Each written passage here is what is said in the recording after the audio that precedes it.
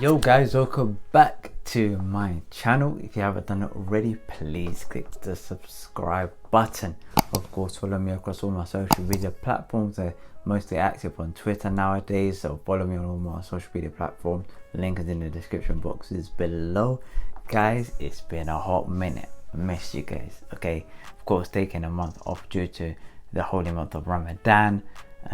So just focusing more on religion, focusing more on getting closer to God, and taking that time away from boxing, or taking time away from content creation in order to focus on the things that really matter in life to me. But thanks you all for the lovely messages throughout the holy month of Ramadan. But guys, without further ado, let's get straight into the Joshua Buatsi versus the Santos card. Okay, now earlier in the card you saw Kauai versus Jason Cunningham. Of course, Kauai got dropped like, was it 3-4 times in the process.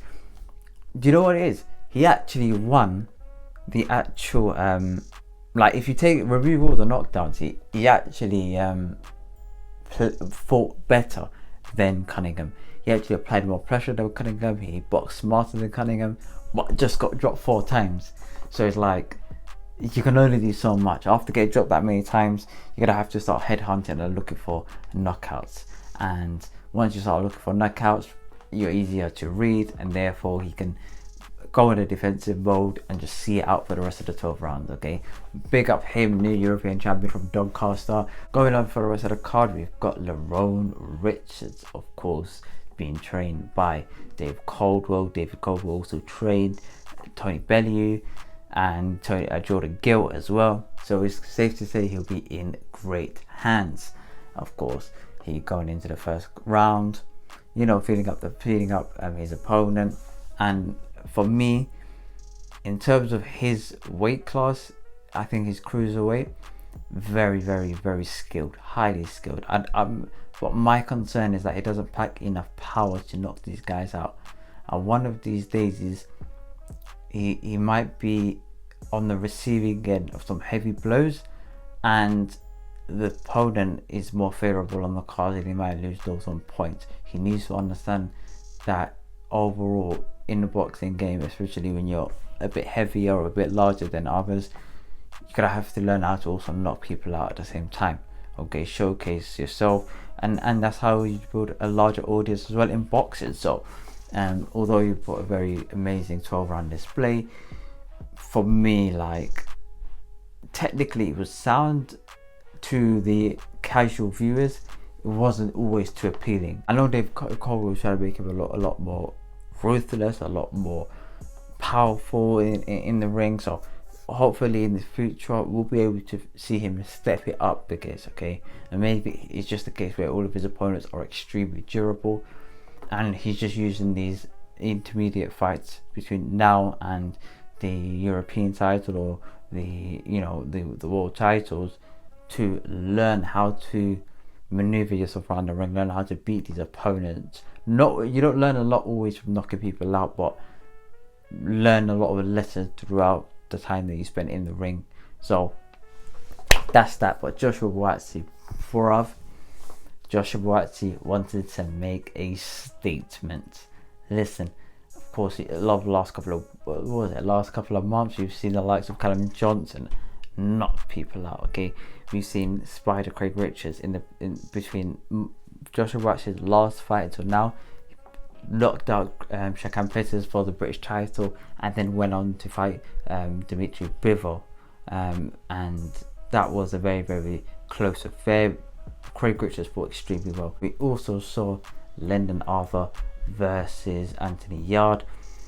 Great matchup, very evenly matched, but the person that was left behind was Joshua Buatsi. People were thinking, listen, if Joshua doesn't step his game up, then he's going to be left behind across the rest of the other light heavyweights in the UK.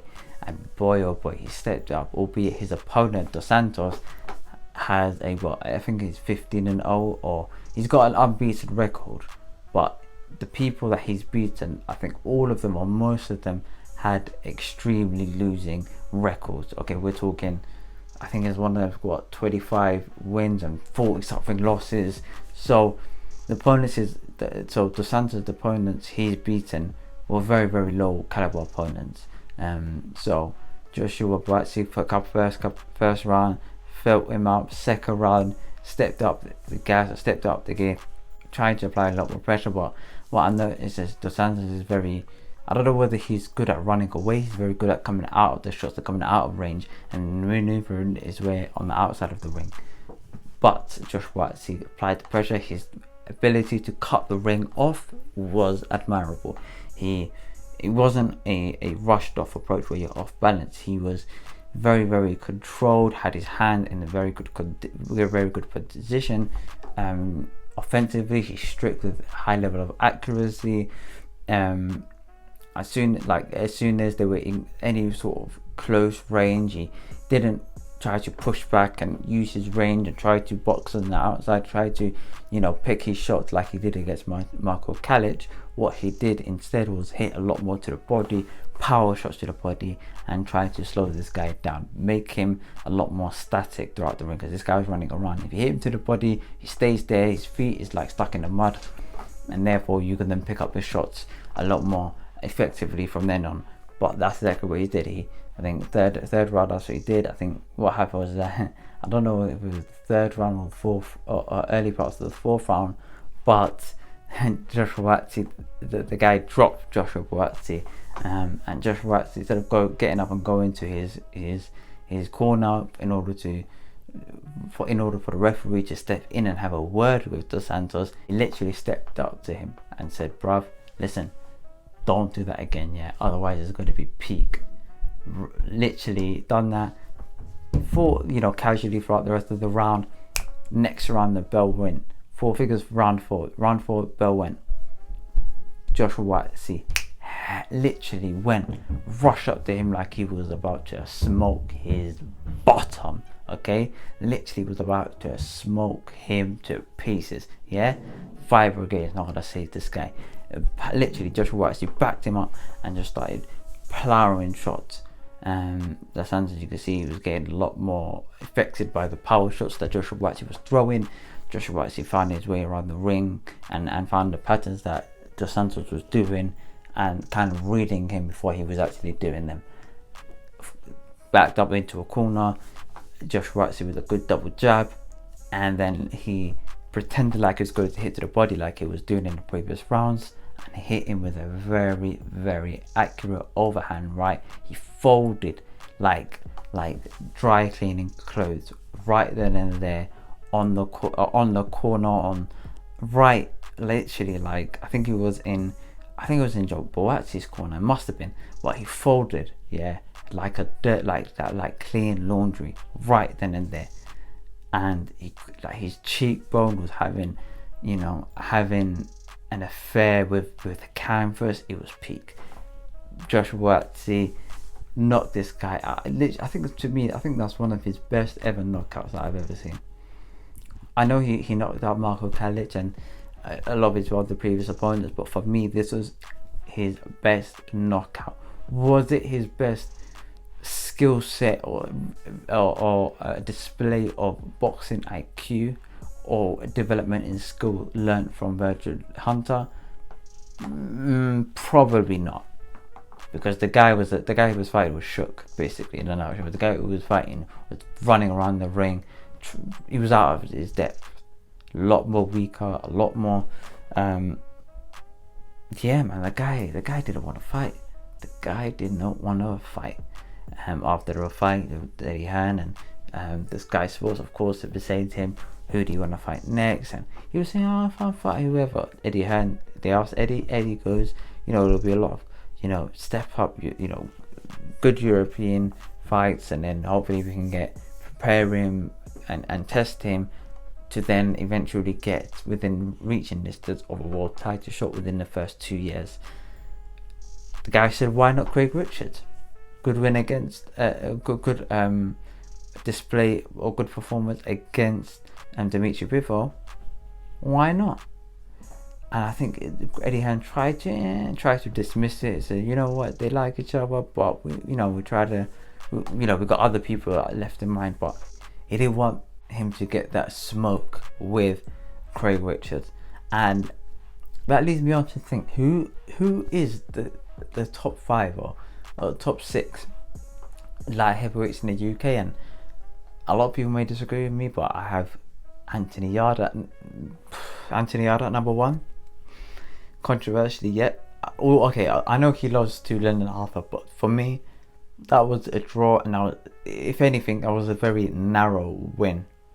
But Anthony Yarde has shown a very good boxing IQ, display of good skill set, especially for a guy who's not had an extensive amateur career.